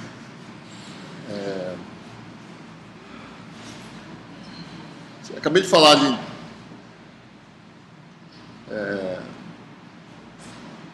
do operador nabla num sistema qualquer, né? Vamos agora insistir um pouco mais nisso aí. Vamos assumir que, vamos abstrair um pouquinho, não é XYZ, nem RFZ, nem RθΦ, é o sistema UVW, né? O sistema geral de coordenadas, certo? Os vetores unitários são AU, AV e AW, né? 3 vetores, tá? Superfícies coordenadas são quem? U igual a K1, V igual a K2, W igual a K3. Quer dizer que o AU é ortogonal a essa superfície, né? SU, SV, SW. Então, é assim que definiria, né? O sistema XYZ é a X, a YZ, X igual a constante, Y igual a constante, W igual a constante, né? E você teria essas relações. O que mais? A gente também precisa ver como é que são os comprimentos nas direções. Você acabou de ver isso em cilíndricas esféricas, né? Um comprimento na direção U, DLU, geralmente vai ser um fator de escala vezes a diferencial da coordenada associada à variável U. Né? Vocês viram lá, né? Na direção φ, foi o R minúsculo de φ. Tá? Tem lá em esfera R seno θ de φ. Aqui era R seno θ. Essas são funções, né? Então a gente pode sempre dizer que os comprimentos podem ser escritos assim: incremento da coordenada vezes um fator de escala.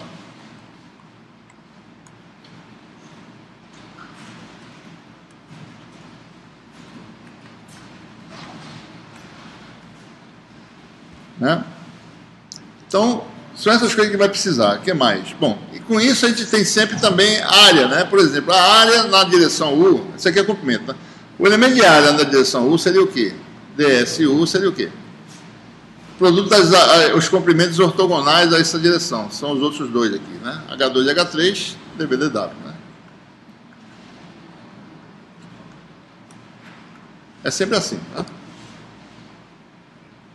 Você pode calcular as várias componentes. Elemento de volume, como é que seria um sistema desse? Produto dos 3 comprimentos.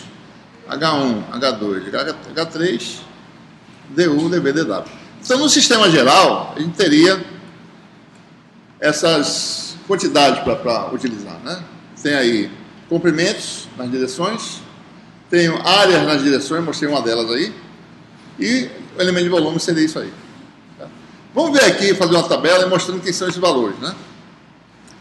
No sistema XYZ, RFZ, R, θφ. Né?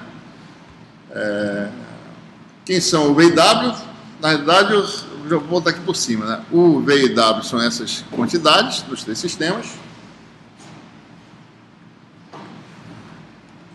Daí precisa saber quem são os parâmetros H, né? Quem é H1, quem é H2, quem é H3. Tá? Só isso que eu preciso saber, né? Ou seja, os H são aqueles que definem os comprimentos diferenciais para incrementos diferenciais das coordenadas. No caso do sistema XYZ, isso aqui dá 1, né? O DLX é 1 dx, DLY é 1 dy, DLZ é 1 dz.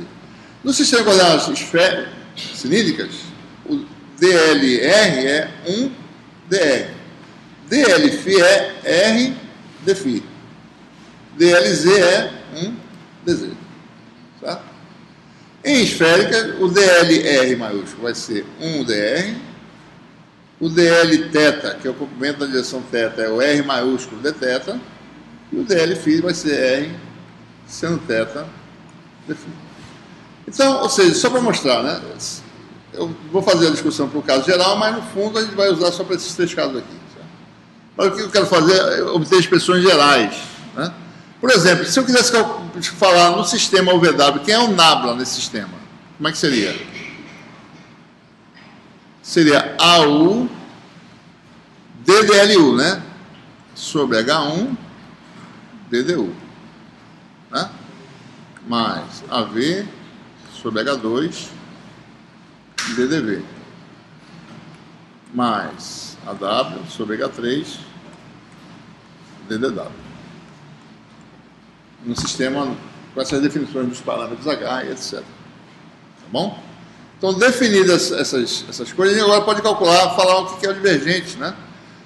E tentar obter uma expressão de sistema qualquer. Então, por definição, o divergente, né, de um campo vetorial, suponha que você tem um volume diferencial, né, ΔV, limitado por uma superfíciezinha fechada, né, que ela é pequena também, sigma. O elementozinho de área para fora dessa região é ds. Certo? E existe um campo vetorial, ou seja, carga elétrica em algum lugar produz um campo elétrico. Esse campo existe permeando o espaço. Né? Então, esse campo está aqui passando por essa região, eu tenho um volume associado aí. Então, vamos dizer que nós tenhamos um campo vetorial passando por aqui, né? Aqui são as linhas que a gente vai ver melhor o que isso quer dizer, mas o campo vetor, campo é um vetor que é sempre tangente dessas trajetórias, né? O campo F, tá certo? E ele está passando, eu estou pegando o volume diferencial e tentando ver essa propriedade de divergência que eu quero saber o que é. Então, por definição, divergente, aqui está o centro do volume, né? Então, é uma operação diferencial, né? Mas definida em termos de integral. Nossa, meio complicado, mas vamos ver. O divergente de F, no ponto P, por definição, isso é uma definição, tem um significado, né? É o limite de quando o volume tende a zero, dessa razão aqui. Fluxo do vetor para fora da superfície, vou botar assim, ds escalar F, por unidade de volume. Esse limite, quando existe, dá o divergente naquele ponto.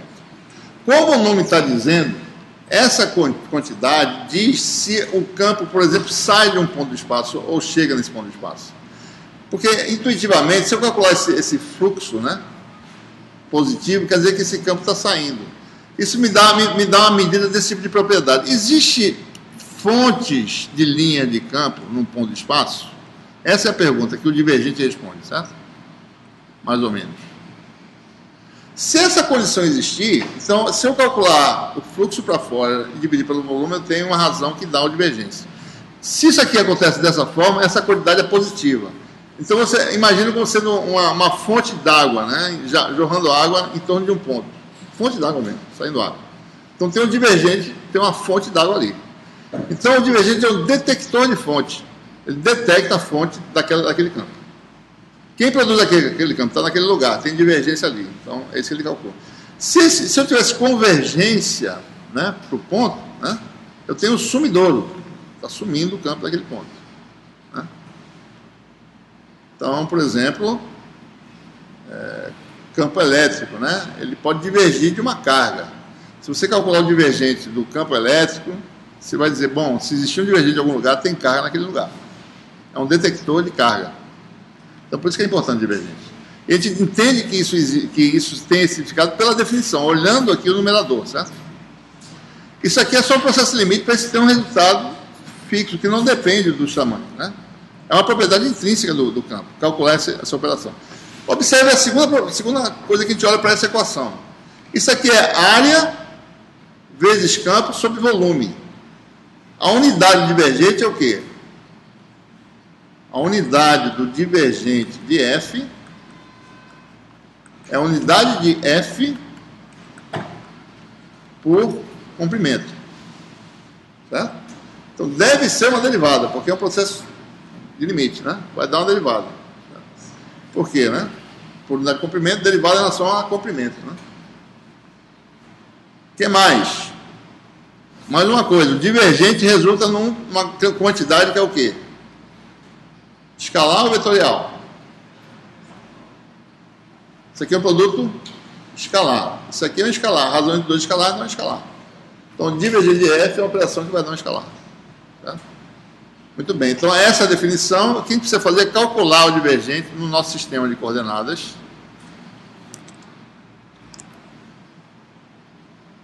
E aqui está mais ou menos a ideia, certo?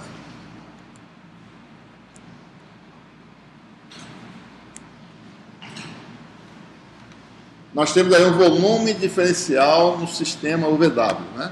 Observe que as superfícies são sempre duas, são segmentos, né? Duas coordenadas constantes de uma terceira variável, né?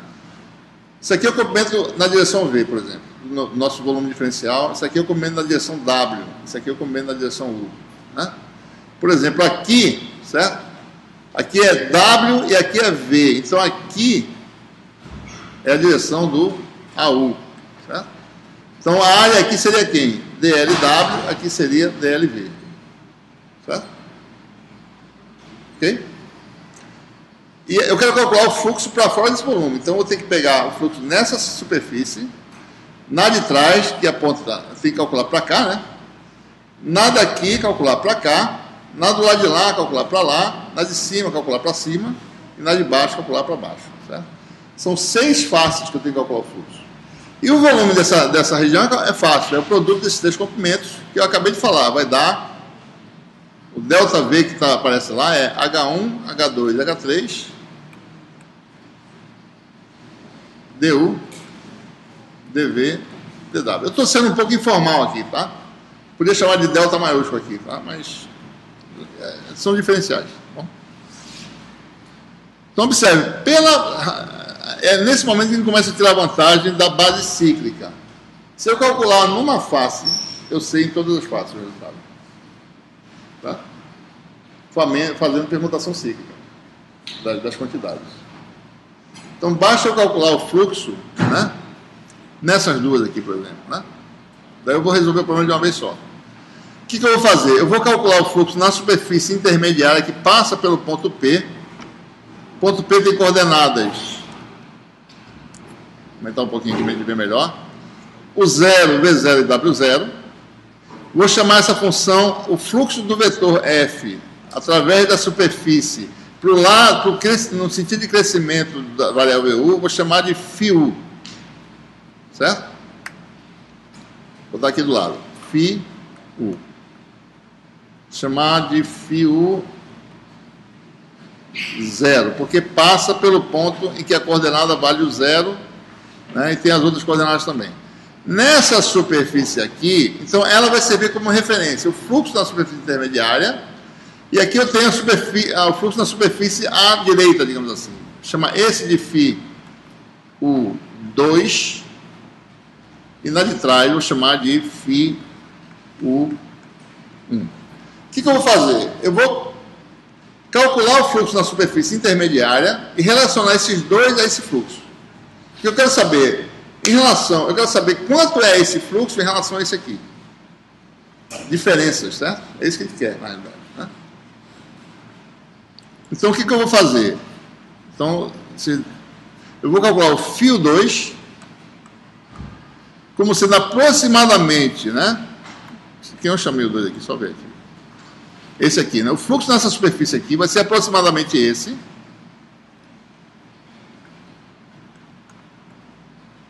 φ 0, mais uma pequena correção, certo? Série de Taylor, né? Olha isso, uma função dφ du. Daqui para cá, a variação de U é a metade da variação total, aproximadamente, né? U varia de du, vou chamar de du mesmo, né? Du sobre 2, certo? A variação daqui para cá é du. Eu cortei no meio, mais ou menos, daqui para cá dá du sobre 2. Então, φ 2 é aproximadamente φ 0 mais a derivada vezes du sobre 2. Então, o fluxo para a direita, né? Certo? Muito bem. O fluxo aqui para a direita, φ1, aqui eu fiz ao contrário, chamei de 2 aqui e 1 aqui, mas vou deixar assim, suponho que isso aqui seja 1, tá certo? Isso aqui seja 2. O fluxo para a direita, né? Certo? Na superfície de trás, ou seja, projetando o campo na direção crescente de U, φ1 é igual a φ0 mais dφ du, dφ pode ser o dφ0, né? Vezes menos du sobre 2. Observe, né? Daqui para cá, o diminui de du sobre 2. Por isso que o incremento é menos du sobre 2. Certo?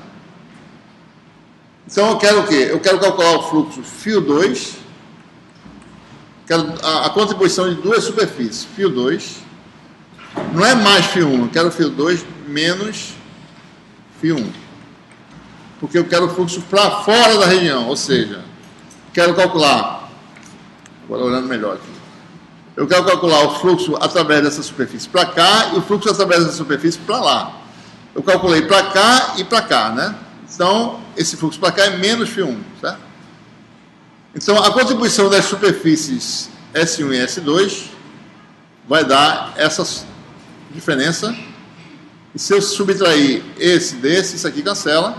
Eu fico com a soma dos dois termos, que dá o dobro de um deles. Ou seja, isso aqui vai dar, vou botar assim, né? du, dφu, du. Certo? E quem é φu? Olha, φu é o fluxo do campo vetorial. Quem é o campo vetorial? Tem três componentes, né? FU AU mais FV AV mais FW AW. φu é a projeção de F na direção 1 vezes a área ortogonal a FU.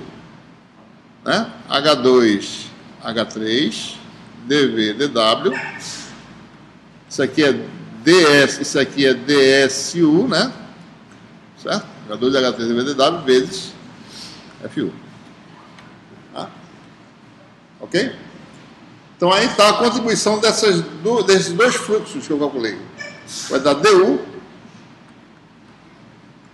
Derivada disso em relação a U, essas variáveis são independentes, saem da derivada, vai dar du, dv, dw.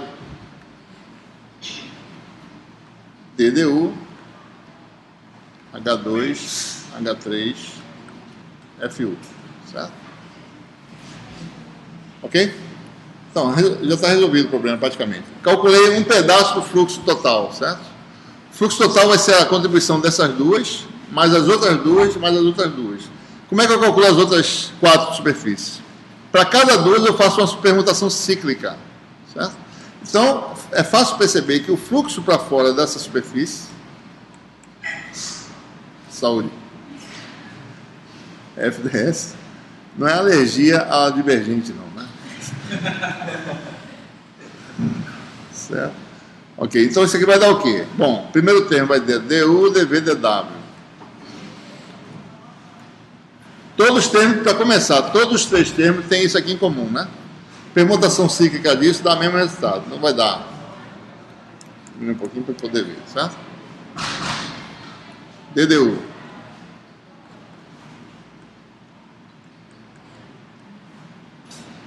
mais permutação cíclica, U vai em V, né? ddv, H2 vai H3, H3 vai H1 e U vai em V. Vai dar H2, H3, H1, FV, mais um termozinho aqui que é ddw, né? H1, H2, FW. Certo? Ok?